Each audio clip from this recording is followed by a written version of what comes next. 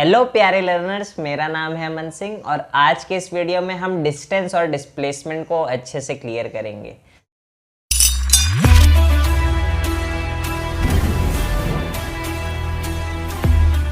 भैया आपने यहाँ पर बॉटल रखी हुई है और ये क्या चीज़ है? वो एक्चुअल में एक कैप है किसी बॉटल का। और यहाँ पर मैंने ये वाटर बॉटल इसलिए रखी है ताकि मैं आपको डिस्टेंस और डिस्प्लेसमेंट वाली कॉन्सेप्ट जो है उसे क्लियर करा सकूँ। तो देखिए, अगर मान लेता हूँ ये नीचे वाला जो पॉइंट है बॉटल का वो पॉइंट ए है और ये जो टॉप मोस्ट पॉइंट आपको दिख रहा है वो पॉइंट बी है और मैं यहाँ से दो पोजीशन वेक्टर निकालता हूँ। अब पोजीशन वेक्टर क्या होता है? मान लेते हैं ये मेरा ओरिजिन है और मैं यहाँ पर खड़े होकर देख रहा हूँ कि यहाँ पर पॉइंट ए है, तो मैं कैसे यहाँ पे बोलूँगा कि यहाँ मेरे पॉइंट ए है, तो मैं एक डायरेक्शन में उसे बता रहा हूँ कि उस डायरेक्शन में है और यहाँ पर इसकी कुछ मैग्नीट्यूड होगी। तो ये एक वेक्टर चीज़ हो गई। अगर मैं पोजीशन वेक्टर को डिज़ाइन कर रहा हूँ तो पोजीशन वेक्टर ए को कैसे डिज़ाइन करूँगा? यहाँ पर खड़े होके यहाँ पर शो करूँगा, तो यहाँ से एक एरो जाएगी, मीन्स यहाँ से एक एरो जाएगी उस पॉइंट ए की तरफ, ठीक है। और वैसे ही मैं पोजीशन वेक्टर बी, ये जो पॉइंट ए है,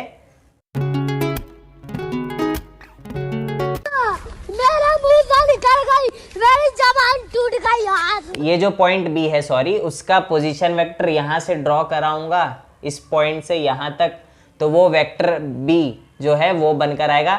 अब ये जो पोजीशन वेक्टर ए था उसे मैंने नाम दे दिया आर ए वेक्टर और ये जो पोजीशन वेक्टर बी है उसे मैंने नाम दे दिया आर बी वेक्टर, ठीक है।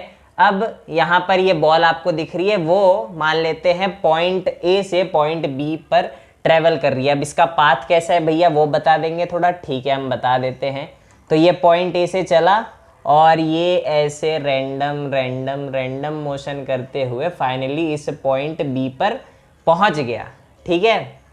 तो इसने एक्चुअल में ये वाली पाथ जो थी, जो रैंडमली मैंने दिखाई, वो उसे फॉलो किया। अब देखिए डिस्प्लेसमेंट क्या होता है भैया? डिस्प्लेसमेंट होता है change in position. Change in position क्या चीज़ हुई भैया? मीन्स देखिए, ये बॉल इनिशियली यहाँ था और फाइनली इस पॉइंट बी पर पहुंचा, पॉइंट ए से पॉइंट बी पर पहुंचा। तो मैं सिर्फ वो पोजीशंस को देखूंगा कि मेरी इनिशियल पोजीशन कौन सी थी और फाइनली वो किस पोजीशन पर पहुंचा। तो जो चेंज इन पोजीशन होगा वो क्या होगा? Vector r b minus vector r a. क्यों भैया? क्योंकि देखिए, अगर मैं चेंज इन पोजीशन बोलूँ तो मुझे यहाँ खड़े होके वहाँ देखना है। मीन्स अगर मैं आपको यहाँ पर थोड़ा विजुअलाइज कराने की कोशिश करूँ तो फिर आप मान लीजिए यहाँ पर आकर खड़े हो चुके हैं, तो मैं बोलूँ कि बता दे भाई कि मेरा बॉल जो है यहाँ से यहाँ डिस्प्लेस हुआ। मीन्स एक्चुअल पाथ तो ये थी, बट यहाँ से यहाँ पर पहुँचा, इनिशियल पोजीशन ये थी, फाइनल पोजीशन ये थी। तो आप अगर इस पॉइंट ए पर खड़े होगे तो बोलोगे कि हाँ, वो वहाँ पर मेरा जो है पोजीशन बी दिख रहा है मुझे सामने और मैं एक्चुअल में एक वेक्टर दिखा रहा हूँ, क्योंकि देखिए यहाँ पर ये पोजीशन वेक्टर थी, ये पोजीशन वेक्टर ए था, ये पोजीशन वेक्टर बी थी और यहाँ पर खड़े होके मैं आपको दिखा रहा हूँ कि ये एक डायरेक्शन में चला। मीन्स जो चेंज इन पोजीशन था वो ए से लेकर बी तक था और वो चीज़ एक्चुअल में मेरी डिस्प्लेसमेंट थी। तो मैं क्या बोलूँगा कि हाँ, ये जो है मेरा बॉल जो है यहाँ से वहाँ पहुँच गया डायरेक्टली। मीन्स यहाँ पॉइंट ए से फाइनली पॉइंट बी पर पहुँच गया। यहाँ पर खड़े होके बोलूँगा कि हाँ, ये पॉइंट ए था और यहाँ फाइनली पहुँच चुका है पॉइंट बी पर। तो यहाँ से ये एक्चुअल में मेरा चेंज इन पोजीशन है और उसे मैं किसी डी वेक्टर से रिप्रेजेंट कर सकता हूँ क्योंकि खुद वो चीज़ एक वेक्टर है। तो डिस्प्लेसमेंट, तो आई होप सो डिस्प्लेसमेंट क्या चीज़ होती है वो आपको समझ आ गया होगा कि मेरा पार्टिकल इनिशियली यहाँ था, फाइनली यहाँ पर पहुँचा, मुझे फ़र्क नहीं पड़ता उसने कैसा पाथ ट्रेवल किया, बट फाइनल पोजीशन को देखूंगा और इनिशियल पोजीशन क्या थी मेरे पार्टिकल की उसे देखूंगा और वहां से एक वेक्टर डिजाइन कर लूंगा इनिशियल पोजीशन से लेकर फाइनल पोजीशन तक। तो वो चीज़ मेरी डिस्प्लेसमेंट हो जाएगी। अब डिस्प्लेसमेंट आपने समझ लिया, तो यहाँ पर आपने ये भी समझा होगा कि डिस्प्लेसमेंट एक वेक्टर क्वांटिटी है।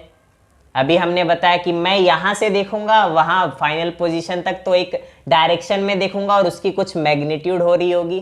तो डिस्प्लेसमेंट क्या हुआ? एक वेक्टर क्वांटिटी हुई। और फिर दूसरा पॉइंट मैं बोलूँ तो it will have magnitude and direction. अब वेक्टर है तो उसका मैग्नीट्यूड होगा, डायरेक्शन होगा। फिर तीसरी चीज, अगर मुझे इस डी वेक्टर को लिखना है जो मैंने आपको यहाँ पर समझाया कि वो डिस्प्लेसमेंट डी वेक्टर है, तो वो क्या होगा, final vector minus initial vector, finally जहां मेरा पार्टिकल पहुंच गया माइनस इनिशियली जहां से मेरा पार्टिकल स्टार्ट हुआ था, तो वो हो जाएगा RB vector minus R A vector. तो डिस्प्लेसमेंट डी वेक्टर क्या हो जाएगा, RB vector minus R A vector. ठीक है, फिर उसके बाद एक और प्रॉपर्टी है कि it is path independent, means वो पाथ पर डिपेंड नहीं करता। देखिए यहाँ पर क्या मैं ये बोलूँगा कि यार ऐसे ऐसे ऐसे ये चीज़ भी मुझे देखनी है, नहीं, मुझे बस ये देखना है कि ये कहाँ से चला और फाइनली कहाँ पर पहुँचा, बस ये चीज़ मुझे देखनी है। मुझे ये चीज़ से फ़र्क नहीं पड़ता कि मेरे जो ये पार्टिकल ने कौन सा पाथ जो है एक्चुअल में लिया था, मुझे बस उसका इनिशियल पोजीशन देखना और फाइनल पोजीशन देखनी है, मुझे वहाँ से डिस्प्लेसमेंट पता चल जाएगा मेरे पार्टिकल का। तो ये जो है पाथ इंडिपेंडेंट होता है, ये चीज़ हमने समझ ली। तो अब आते हैं डिस्टेंस पर। डिस्टेंस एक्चुअल में क्या होता है, यहाँ पर आपको actual path travelled by the object देखना है। मीन्स ये मेरा ऑब्जेक्ट है, ये बॉल, अब इसने, मैंने डिस्प्लेसमेंट के केस में क्या बोला आपको, उसका एक्चुअल पाथ पूरी तरह से इग्नोर कर देना है, उसकी आपको ज़रा भी चिंता नहीं करनी। बट इस केस में आपको क्या देखना होगा कि एक्चुअल में मेरा पार्टिकल कौन सा पाथ फॉलो कर रहा है और फाइनली यहाँ पर पहुँचा। अब मैं इनिशियल और फाइनल पोजीशन को नहीं देखूंगा, मैं देखूंगा कि एक्चुअल क्या पाथ मेरा पार्टिकल जो है वो फॉलो करके इस पोजीशन तक पहुँच रहा है। और यहाँ पर मैं उस डायरेक्शन को नहीं बता सकता क्योंकि मुझे चेंज इन पोजीशन तो देखनी नहीं है। मीन्स मैं ये अब नहीं बोल सकता कि मैं यहाँ खड़े हो जाऊँ और यहाँ देखूँ मेरा पार्टिकल यहाँ से यहाँ पहुँच गया, वो मेरा डिस्प्लेसमेंट था, बट वो चीज़ डिस्टेंस नहीं होगी। डिस्टेंस होगा कि वो मुझे सारी चीज़ें देखनी होंगी जैसे वो रैंडमली ट्रैवल करके यहाँ पर पहुँचा है। तो वहाँ पर मैं डायरेक्शन नहीं बता सकता, क्यों, क्योंकि मैं एक जगह पॉइंट नहीं करा सकता। इस केस में तो मैं बोल रहा था कि हाँ भाई यहाँ पे खड़े हो जा और पॉइंट कर ऊपर की तरफ, यहाँ पर खड़े हो जा और पॉइंट कर ऊपर की तरफ, ये एक डायरेक्शन तुझे मिल जाएगी तेरे डिस्प्लेसमेंट की। बट यहाँ पर तो रैंडम मोशन हो रहा है और मैं फिर ऐसे नहीं बोल सकता कि यहाँ जा यहाँ जा यहाँ जा, मीन्स डायरेक्शन नहीं शो कर सकता मैं। तो डिस्टेंस जो है वो एक स्केलर क्वांटिटी होती है और आई होप सो डिस्टेंस आप समझ चुके होंगे कि डिस्टेंस एक्चुअल पाथ ट्रेवल्ड होता है और डिस्टेंस एक स्केलर क्वांटिटी होगी क्योंकि मैं उसका डायरेक्शन नहीं बता सकता। और अगर वो एक स्केलर क्वांटिटी है तो it will only have magnitude, means उसके पास सिर्फ मैग्नीट्यूड होगी, कोई डायरेक्शन नहीं होगी। और ये डिपेंड करता है कि actual path travelled by the object. ठीक है, अब मैं डिस्टेंस और डिस्प्लेसमेंट को क्या कंपेयर करा सकता हूँ, ये बात आप ज़रा सोचिए।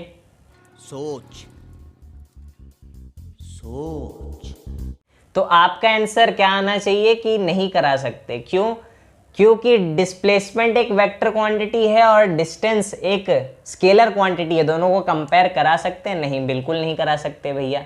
तो फिर एक्चुअल में हमने भैया ये स्टेटमेंट देखी है कि distance is always greater than या इक्वल टू डिस्प्लेसमेंट, वो एक्चुअल में मैग्नीट्यूड का कंपैरिजन होता है। मीन्स मैं डिस्टेंस के मैग्नीट्यूड को कंपेयर करा रहा होता हूँ अपने डिस्प्लेसमेंट के मैग्नीट्यूड से।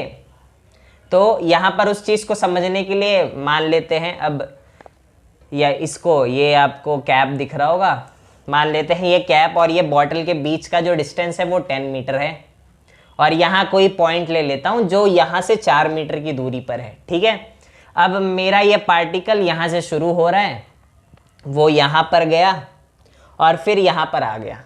ठीक है, मीन्स ये आगे चला, फिर यू टर्न मार के ये जो है इस पॉइंट पर आ चुका है। ठीक है, तो मैंने बोला कि ये डिस्टेंस कितनी थी 10 और ये 4, तो डिस्टेंस ट्रेवल्ड कितना हुआ पार्टिकल का 14 हुआ। कैसे भैया 14 कैसे हो गया, देखिए ये इनिशियल पोजीशन थी, यहाँ से गया पहले 10 मीटर, ये बॉटल तक पहुँचा, फिर यू टर्न मार के 4 मीटर और ट्रेवल किया, तो 10 + 4 14 जो है उसकी डिस्टेंस हो गई। और फिर डिस्प्लेसमेंट क्या होगी, डिस्प्लेसमेंट में मुझे ये नहीं देखना कि एक्चुअल पाथ क्या ट्रेवल करी मेरे बॉडी ने, मुझे सिर्फ ये चीज़ देखनी है कि इनिशियल पोजीशन ये थी और फाइनल पोजीशन यहाँ पर है, तो ये चीज़ कितनी है, ये पूरा 10 था, ये 4 था, तो ये चीज़ 6 हो गई। तो डिस्प्लेसमेंट कितनी हो गई, 6 हो गई। अब यहाँ पर उस चीज़ को आप समझ सकते हैं कि distance is greater than displacement है। देखिए डिस्टेंस कितना आया था, 14 आया था और डिस्प्लेसमेंट कितना है 6, तो ये चीज़ कंफर्म हो गई कि डिस्टेंस हमेशा बड़ी होगी डिस्प्लेसमेंट से। और एक और चीज़ हम समझते हैं कि एक केस में डिस्टेंस और डिस्प्लेसमेंट जो है दोनों सेम होंगे। वो कौन सा केस होगा भैया? देखिए यहाँ पर जब मैंने आपको बोला कि मेरा पार्टिकल 10 मीटर आगे गया फिर 4 मीटर पीछे आया, अब मैं बोल देता हूँ कि इसको आप यूटर्न नहीं मरा सकते। मीन्स आप इस पार्टिकल को बोलिए कि आप पीछे घूम के वापस नहीं आ सकते, आप बस यहाँ से चलिए और यहाँ पर पहुँच जाइए। ठीक है, तो मीन्स इनिशियल पोजीशन ये और फाइनल पोजीशन ये। मीन्स इसने सिर्फ 10 मीटर ट्रेवल किया और यहाँ पर जाकर रुक गया बिना कोई यूटर्न मारे। वो यूटर्न नहीं मार सकता इस केस में। ठीक है, तो यहाँ से चला यहाँ पर पहुंचा, ये चीज़ कितनी थी 10 थी, तो डिस्टेंस इस केस में कितना होगा 10 होगा। और मेरा पार्टिकल यहाँ पर इनिशियली था, फाइनली इस बॉटल के पास पहुंच गया, तो डिस्प्लेसमेंट भी कितना आ गया 10 आ गया। मीन्स वो केस जिसमें मेरा पार्टिकल आगे जाए, मीन्स स्ट्रेट लाइन मोशन थी एक्चुअली में, स्ट्रेट लाइन मोशन करे और यूटर्न ना मार सके, तो फिर उस केस में हमारा डिस्टेंस और डिस्प्लेसमेंट दोनों की वैल्यू सेम आ जाएगी। तो ये केस भी हमने समझ लिया कि distance is equals to displacement किस केस में होगा। तब फाइनली हम इस चीज को कंक्लूड कर सकते हैं कि distance is always greater than या फिर इक्वल टू क्या होगा डिस्प्लेसमेंट। आई होप सो आपको डिस्टेंस और डिस्प्लेसमेंट क्या चीज़ होती है वो समझ चुके होंगे आप, और ये जो चीज़ थी आप सभी को समझ आई होगी। और फाइनली मैंने वो जो मैग्नीट्यूड का कंपैरिजन करा है वो भी आपको समझ चुका होगा। और अगर आपके कोई फ्रेंड्स हैं जिनको अभी तक ये कॉन्सेप्ट थोड़ा सा क्लियर नहीं है या उसमें थोड़ी सी दिक्कत है, तो उन्हें ज़रूर इस वीडियो को शेयर करें कंसेप्ट क्लियरिटी के लिए। तो इस वीडियो को देखने के लिए आपका बहुत ही शुक्रिया। मिलते हैं अगले वीडियो में एक और अच्छे कॉन्सेप्ट के साथ। तब तक के लिए आप मेहनत से इसी तरह पढ़ाई करते रहें।